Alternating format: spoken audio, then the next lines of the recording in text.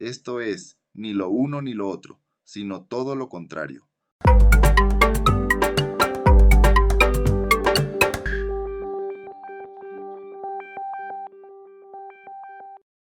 ¿Qué tal? Hoy es lunes 26 de mayo y les habla como siempre Gustavo Franco. Hablaremos hoy sobre las elecciones venezolanas, que ya hay noticias de cómo salió aquello, y también hablaremos de otras elecciones, que son las que hubo entre el 4 y el 8 de mayo en el contexto de la guerra ruso-ucraniana, la Unión Europea y la OTAN. Las elecciones en Rumanía. Y por último también hay que fijarse en lo concerniente concretamente a esa guerra. Creo que hay un hilo conductor entre Rumanía y este conflicto, tanto en territorio físico como en cuestiones geoestratégicas, que para mí no hay que perder de vista. Empecemos. Pese a no ser un tema bélico, el caso venezolano es conflictivo, porque las elecciones del 25 de mayo, que acaban de ocurrir, son conflictivas. Y esto debido a que no se han respetado los resultados de los últimos comicios presidenciales, que fueron el 28 de julio, sin que hayan sido presentadas las actas de aquella elección como suele ser la costumbre en el sistema electoral venezolano. Y así, con esa elección cuyo resultado todavía se disputa, el chavismo llamó a otras elecciones que previsiblemente iba a ganar. Y las ganó porque la oposición, las bases de la oposición no se iban a movilizar a una convocatoria electoral viendo que todavía no se han respetado los resultados de aquella elección entre Edmundo González Urrutia y el propio Maduro. Y además todo esto ocurre con el trasfondo del encarcelamiento de más dirigentes de oposición, entre los que figura, por ejemplo, Juan Pablo Guanipa. En definitiva, no había garantías y esto no hay que perderlo de vista jamás. Enrique Capriles Radonsky es el único nombre propio reseñable que pudo ganar un cargo de elección popular en estas elecciones de este año, del 25 de mayo de 2025, porque Juan Requesens perdió en la gobernación de Miranda e incluso Manuel Rosales perdió en Zulia y fue, digamos, lo sacaron de esa gobernación que gobernaba en esas elecciones. Y bueno, Capriles admitió la muy baja movilización en el centro electoral donde él fue a votar, que no había cola y que se podía ejercer el derecho, bueno, en prácticamente 20 segundos. Y luego, en un post de X, comentó que lo que había sucedido era previsible, que ganó la abstención, los que la promovieron y el chavismo. Y también dijo que fue un proceso marcado por la decepción, la rabia y la desconfianza. Esto sucedió hoy en la mañana de Caracas.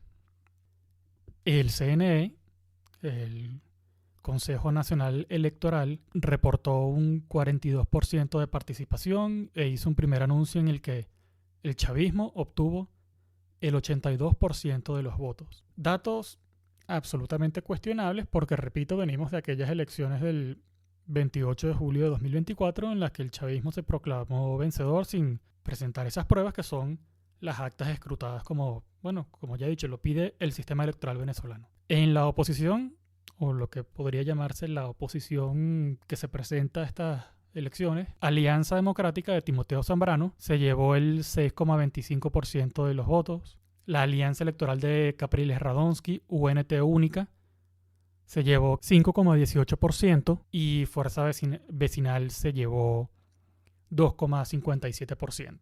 Además, el chavismo se llevó 23 gobernaciones contra una sola de las fuerzas opositoras que ganó en Cojedes. Es decir, esto fue una catástrofe por donde se vea, y es una catástrofe porque la no participación que María Corina Machado quiere vender como un fracaso del chavismo, ella dice que hubo un 85% de abstención, ella vende como un fracaso el chavismo de esa estrategia del terror y que en realidad es un plebiscito contra Maduro y pide que la Fuerza Armada se ratifique ese plebiscito. Y bueno, lo que vemos es que la baja participación no impide al gobierno, pues seguir en su proyecto. Porque si en realidad perdieron las elecciones presidenciales, pues ganaron unos comicios de bajísima participación, en realidad no creo que les empeore su situación.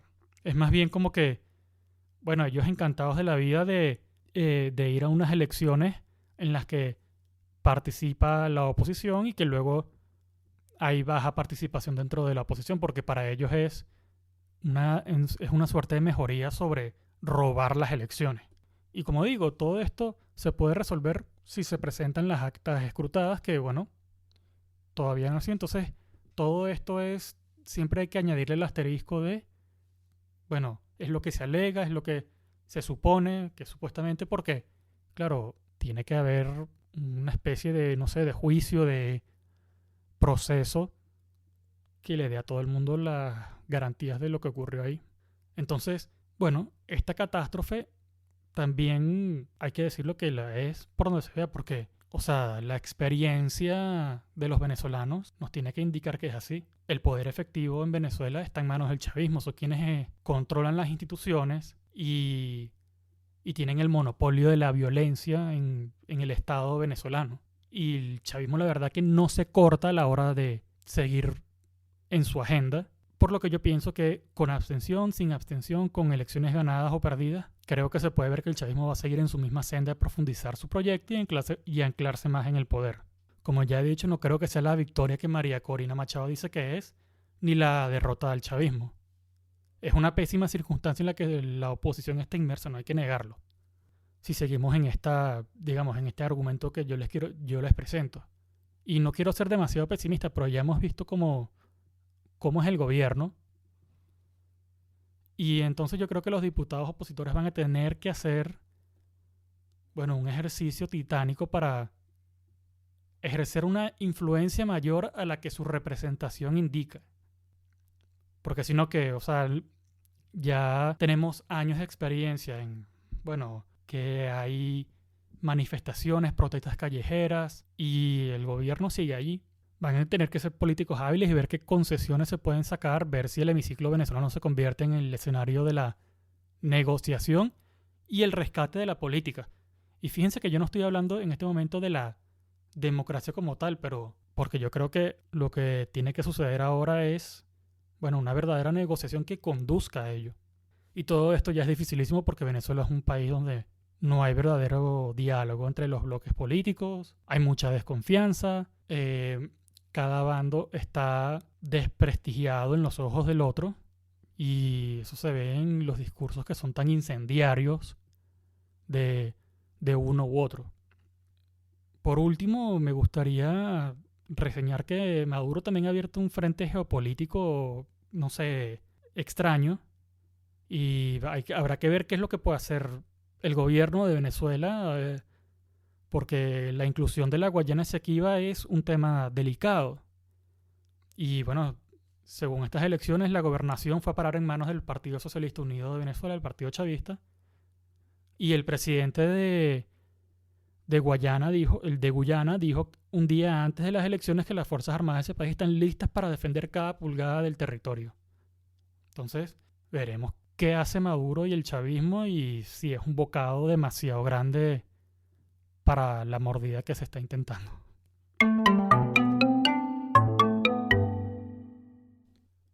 Ok, ahora hablemos de otras elecciones. Las elecciones de Rumanía que fueron el 4 de mayo y el 8 de mayo. Es interesante porque creo que representan una batalla en Europa en la que para mí la ciudadanía va a ser siempre perdedora. Por un lado había un candidato de lo que podemos llamar la derecha o ultraderecha, nacionalista y anti-europeísta. Y por otro lado estaban los centristas de tendencia más tecnócrata, pro-Europa y OTAN. Entonces, digamos, los ultranacionalistas en Europa, los ultraderechistas, si tenemos que ponerlos un nombre, son un bando que dentro de Europa suelen querer más soberanía y más poder para sí dentro de sus fronteras y que luego también tienden a reducir las libertades civiles. Y lo que suele haber es retrocesos en materia de derechos para, no sé, minorías raciales, religiosas, migratorias, de género u orientación sexual. ¿Okay? Y por otro lado están los tecnócratas que suelen mirar a las élites internacionales y tener una visión muy del nivel macroeconómico de las cosas, disminuyendo las barreras fiscales del país y eso suele producir, bueno, salida y entrada de capital que, bueno, trae consigo un eventual aumento de la desigualdad económica. Creo que el que representa esta postura en Europa es Emmanuel Macron, y es un presidente muy impopular en estos momentos que, por ejemplo, en Francia se salva gracias al sistema electoral de múltiples vueltas, para luego hacer coaliciones o llamar el voto de otros partidos que suelen querer votar en contra de la ultraderecha, representada en Marine Le Pen y el Frente Nacional. Ok, de vuelta a Rumanía. En la ultraderecha estaba Călin Georgescu, mientras que el eventual ganador, Nicu Sorsan, puede ser descrito como un centrista, europeísta y cercano al conservadurismo. ¿Qué pasa? En estas elecciones del 4 de mayo, Călin Georgescu no podía entrar porque estaba inhabilitado por unas elecciones que fueron anuladas en noviembre.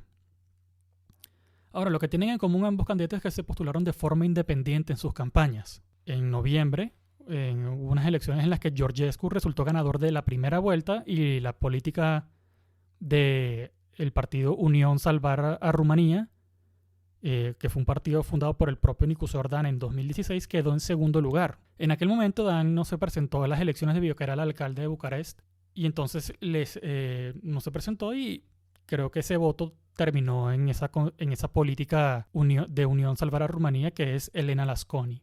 Bueno, lo que sucedió fue que Georgescu ganó esa primera vuelta con el 22,94% de los votos, mientras que Lasconi quedó segunda con 19,18%. Hay otro candidato cuyo nombre hay que recordar en esas elecciones, que se llama George Simion, de la Alianza para la Unión de los Rumanos, que quedó en un cuarto lugar con 13,86%. Bueno, esas elecciones de noviembre de 2024 salieron unos informes de inteligencia que decían que hubo una campaña de influencia rusa para favorecer a Georgescu, y como si Georgescu fuera parte de ello, para empezar. Y dos, asumiendo que la ciudadanía es muy manipulable y hasta tonta. Y además, como si no hubiera un hartazgo con las clases políticas que han tenido graves problemas de corrupción. Por ejemplo, en 2019 el presidente del Partido Socialdemócrata, que era el más grande de Rumanía, Liviu Dragnea, sentenciado a 3 años de cárcel. El caso es que se anularon los resultados de esa elección y se pospusieron, y se prohibió al ultraderechista Georgescu a presentarse en la siguiente elección. Para esos comicios siguientes, que ocurrieron entre el 4 y el 8 de mayo, es decir, la primera y la segunda vuelta, Georgescu pactó con el anteriormente mencionado George Simion, que había quedado cuarto en esas elecciones de noviembre. Su partido es una versión suavizada del mensaje de Georgescu. Es anti-inmigración, ligeramente anti-europeo, muy conservador, nacionalista y con vocación de retener la soberanía en cuestiones económicas. Es decir, todo esto es una versión muy suavizada de Georgescu, que quería pactar una paz, o sea, que era más prorruso, que busca la paz con Putin y no enviar dinero a la guerra en Ucrania, por ejemplo. George Simion se compara con Meloni, que es pro-Ucrania, en vez de Viktor Orbán, el gobernante de Hungría, que es más cercano a Rusia.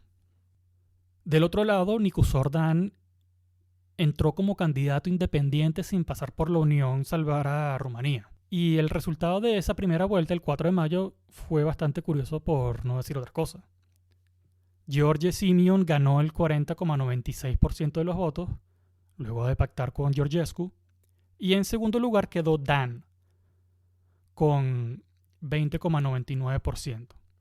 El tercer y cuarto lugar fue a parar en manos de candidatos independientes, mientras que ya en quinto lugar figuraba Elena Lasconi, que en teoría iba con el partido que fundó Nicu Sordan, y quedó con un 2,68%.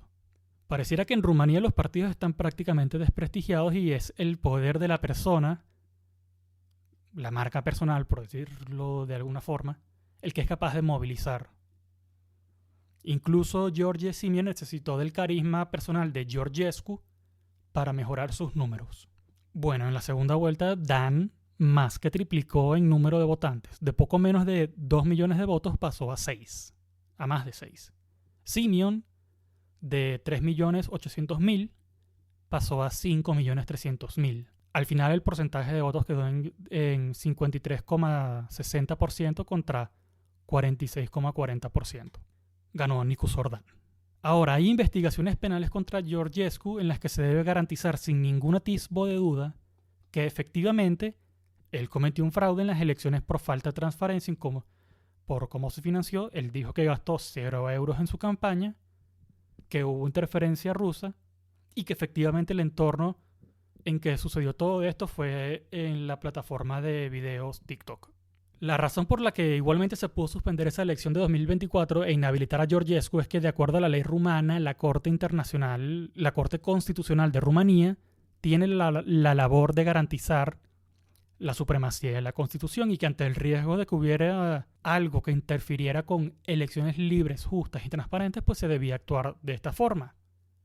Y el umbral es más bajo que si fuera una investigación penal. TikTok confirmó la donación de más de 1 millón de euros a la campaña de Georgescu y la distribución de $381,000 por parte de un influencer llamado Bogdan Peskir, destinado a la promoción del candidato. Esto es lo que se alega, pero nuevamente lo que se ha establecido es que la campaña de Georgescu recibió donaciones a través de los stickers de TikTok, que es un activo digital que tiene su equivalente en dinero. También lo que se alega es a partir de informes de los servicios de inteligencia, y todo esto queda desafortunadamente muy lejos de la ciudadanía, que, bueno, tiene razones para sentirse un poco agraviada porque le quitaron a un sector de la población un candidato que la representaba. Y así pareciera que la democracia retrocede en Rumanía, pese a que aparentemente hubo algún indicio de manipulación. Y digo aparentemente porque esto está basado en informes que ofrecen algunos servicios de inteligencia que, para mí, no son los organismos más confiables del mundo. Con todo esto, la Unión Europea debe respirar con alivio, porque efectivamente el riesgo que presentaba para ella en términos geopolíticos, la candidatura de Georgescu y luego la de Simeon, pues mira, la Unión Europea es la gran beneficiada de todo esto que sucedió.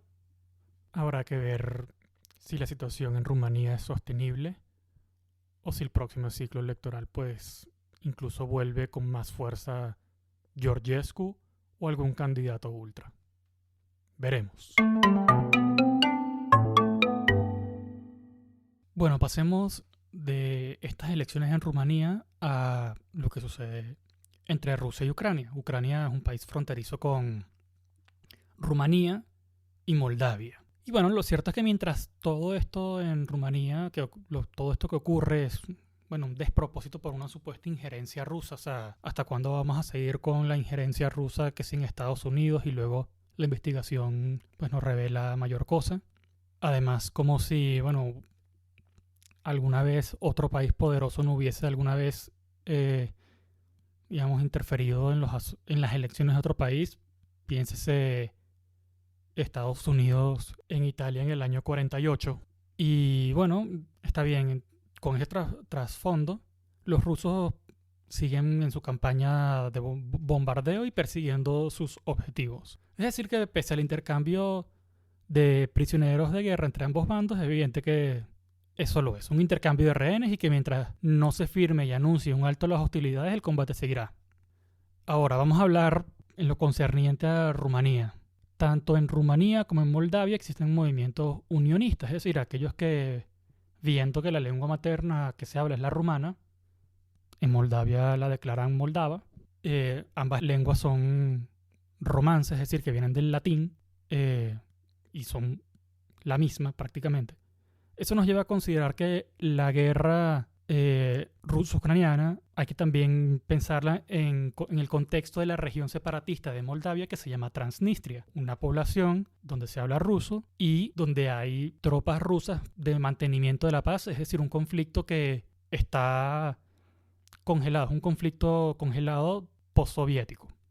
Si yo tuviera que apostar a lo que aspira a Rusia, yo creo que es lograr una conexión por la vía terrestre con Transnistria. Es decir, lograr que esa zona, que está en un conflicto congelado, no quede aislada en un momento en que Rusia está, en conflicto con Ucrania y por consiguiente con Europa. Desde Odessa, que es una es un puerto grande de Ucrania al oeste y al sur de Ucrania, hasta la capital de esa república separatista en Moldavia, la capital que es Tiraspol, es un trayecto en vehículo de 2 horas y media. Además, bueno, como ya he dicho, Odessa es un puerto y es un puerto importante y estratégico en el Mar Negro que en algún momento de la historia fue propiedad del Imperio Ruso tras quitárselo al Imperio Otomano cuando reinaba Catarina la Grande. En medio de un conflicto podría ser el momento en que hay las condiciones para llegar a cabo ciertos objetivos nacionales que son estratégicos. Entonces sí hay una crisis, pero bueno, Rusia ya puede, a lo mejor lo que quiere es esa conexión terrestre con Transnistria, y mientras más se postergue un alto al fuego en Ucrania, yo creo que las posibilidades de que Rusia llegue hasta Odessa van a ir creciendo. Repito, Moldavia, al parecer hay elementos políticos en Rumanía que quieren anexar a Moldavia, y por otro lado está la zona de Transnistria, que es bastante prorrusa y que se ha declarado independiente de Moldavia. Entonces, en el interín de todo esto, la base más grande de la OTAN, que es la más grande de Europa, va a estar en Rumanía, a 300 kilómetros de Odessa. Y me gustaría comentar que otra parte importante del tablero geopolítico dentro de Europa es Francia, la cual también es un poco parte de esas elecciones en Rumanía. Por ejemplo, el medio rumano G4 Media cita a medios franceses, que a su vez citan a funcionarios franceses de alto nivel, para dar a entender que Rumanía atribuye a Rusia la campaña de influencia electoral. Entonces, un medio francés le anuncia, digamos, al mundo que Rumanía atribuye a Rusia esta campaña, y citan a funcionarios franceses, y luego, bueno, ya se hacen eco de ello los medios rumanos. Y esto no es poca cosa, pues, porque Francia es el único país con un arsenal nuclear en la Unión Europea y parece que lo quiere aprovechar, no para usarlo concretamente, sino para ser el paraguas protector de toda la Unión Europea. Y en medio de esa recesión alemana, de la fuga de empresas industriales en Alemania hacia China y Estados Unidos, pareciera ser que Francia quiere aprovechar la guerra para ser la voz cantante de Europa y quitarle el liderazgo a Alemania. Y no es por lo que antes representaba en Alemania una ventaja competitiva como era su potencial manufacturero industrial. Ahora Francia quiere usar su paraguas nuclear y el apartado militar en general para hacerse fuerte en Europa. Y a lo mejor es por eso que Macron se ha vuelto un auténtico halcón antirrusia. O sea, se niega a descartar un envío de tropas a Ucrania, y viendo cómo Rusia no quiere desperdiciar una crisis para llegar hasta Odessa y conectarse con Transnistria, pues quién sabe si Macron piensa de igual manera. Es decir, hay una oportunidad que, en cuanto al rearme, en cuanto a la reconfiguración de Europa como una especie de bloque más allá de lo comercial, pareciera que es geopolítico y se habla más y más de militar. Creo que queda bastante claro que Macron quiere consolidarse como líder de la Unión Europea y ser una especie de nuevo Merkel, llevar el centro de la Unión hacia París y quitárselo a Berlín. Esta conversión de Macron al halconismo tendría su equivalente en Rusia, en la que uno asume que se descartará cualquier garantía de seguridad por parte de Francia porque lo ven como un país que es totalmente anti-Rusia y va a intentar conquistar la mayor cantidad de territorio en la costa del Mar Negro hasta llegar a Odessa y tener esa conexión con Transnistria, para que así por lo menos deje de ser un exclave no reconocido. A lo mejor será no reconocido, pero dejará de ser exclave porque estará conectado a la Federación Rusa. Dicho de otra forma, pareciera que es Francia y Rusia quienes están moviendo sus fichas en el tablero. Estados Unidos ya no ve beneficio en el conflicto, y entonces, dado que es un conflicto con esos intereses europeos, es a Francia quien se tiene que mirar para ver si se cambia la postura y se puede llegar a la paz. O por lo menos, no sé si a Francia, pero por lo menos la relación entre Francia y Rusia y Macron y Putin. Porque yo creo que de lo contrario en Rusia no esconden esos ánimos de ir hasta Odessa y quitarle toda la costa del Mar Negro a Ucrania. El resto de Ucrania, bueno, gobernar a personas que no quieren ser rusas, me parece a mí que de momento es algo que Vladimir Putin no quiere, pero bueno, tampoco desestimamos las pretensiones de un país que alguna vez fue un imperio y que lo quiere volver a ser, a lo mejor, o hacerse fuerte y tener una esfera de influencia. Pero eso es lo que yo pienso que son los acontecimientos que están sucediendo con respecto a Rumanía y que se pueden conectar a la guerra ruso-ucraniana. Porque a fin de cuentas, Rumanía también envía ayuda militar a Ucrania, y que hubiese un presidente que no quisiera apoyar a Ucrania, pues sería también un golpe para los europeos. Ese es el tablero en Europa. Hasta aquí ha llegado el episodio de hoy de Ni lo uno ni lo otro, sino todo lo contrario. Les voy a dejar algunos enlaces de referencia para que contrasten algunas de las informaciones y mi análisis que les he ofrecido. Y también los animo a que comenten este episodio, lo compartan y le den un like o me gusta. Eso es algo que me ayuda con el algoritmo y es una forma de colaborar con este espacio. También los invito a que ayuden esta iniciativa a través de una propina, cosa que les agradeceré enormemente. Y ahora sí, hasta la próxima, un fuerte abrazo. Y hasta aquí, ni lo uno ni lo otro, sino todo lo contrario.